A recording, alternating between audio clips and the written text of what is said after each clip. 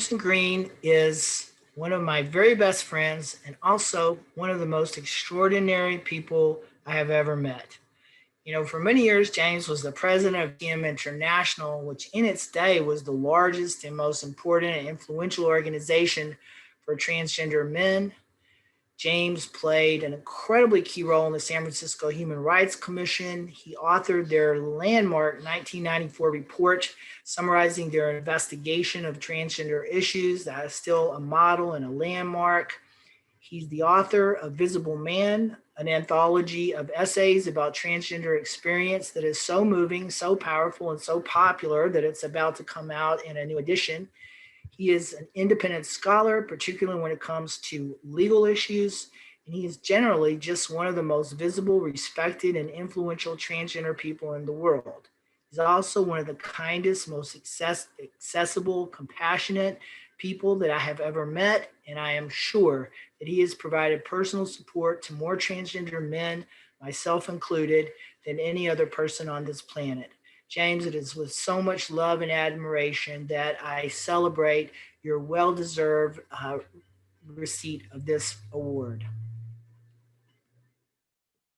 I'm happy to be here today to congratulate my dear friend, Jamison Green.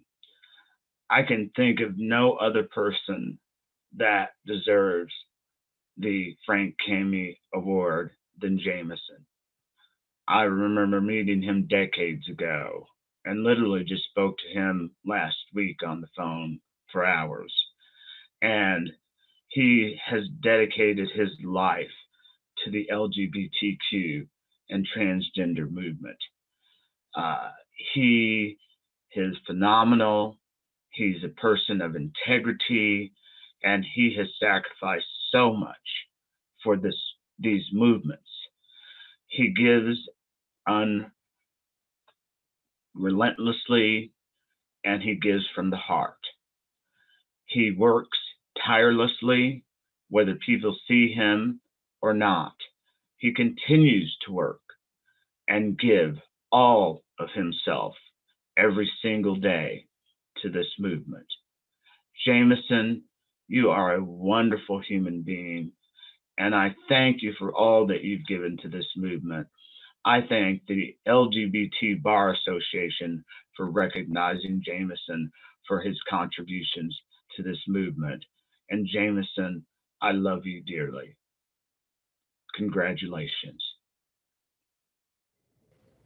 Jamison Green, congratulations.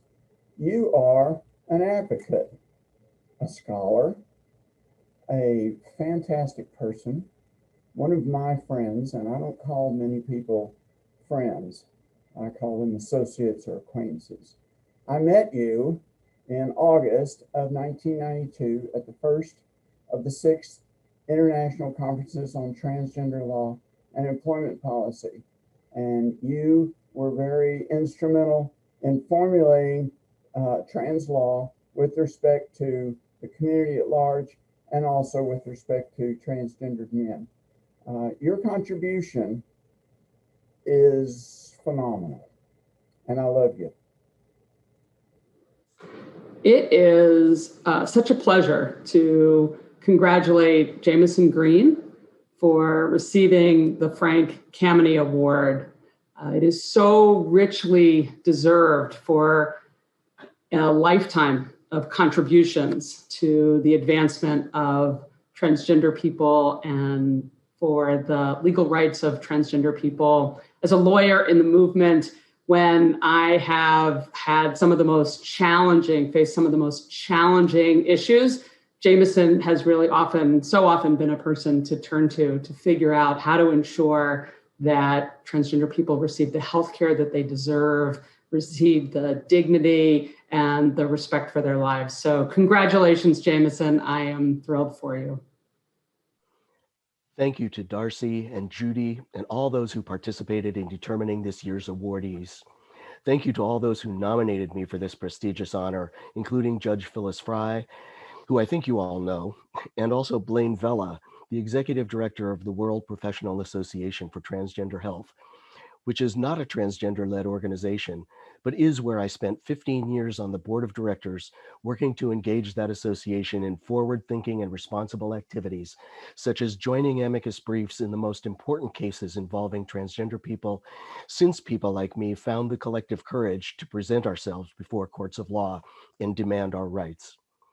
This has only been a part of my efforts to remove the shroud of shame from transgender people's lives and to shore up the foundations of society so that all of us who might be labeled different or irrelevant or disposable will one day be able to survive and thrive in safety and equality and have our human dignity respected. I'm rather different from Frank Kameny. I didn't have his education or his access to government or his privilege as a cisgender man. I've lived all my life on the west coast of this country, outside the institutions of power and authority. At heart, I'm an artist, not a scientist. I'm not as bristly or indignant as Dr. Kameny, and I'm definitely more soft-spoken. I almost met him once in the 1990s when I was attending one of the first academic conferences on transgender rights and social issues at City University of New York. At one point, I was sitting in the auditorium with historian Susan Stryker when a furious old man stormed up the side aisle like a locomotive. Dr. Stryker elbowed me and said, "That's Frank Kameny." I figured it was best to stay out of his way. But I am like Dr. Kameny in that I fought early on for domestic partner benefits.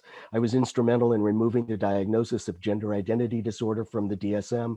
And I've long argued that LGBT people should be able to serve in the military or work in any arena for which they feel qualified, just like anyone else. And none of us should ever have to feel shame because of who we love or who we are. And while some ask, what's law got to do with it? What's law but a second-hand opinion? What's law got to do with it? I say, we need the law to achieve recognition. I am so grateful to the National LGBT Bar Association for your recognition of my work, and I promise I will not stop being a legislative provocateur or an advocate for justice.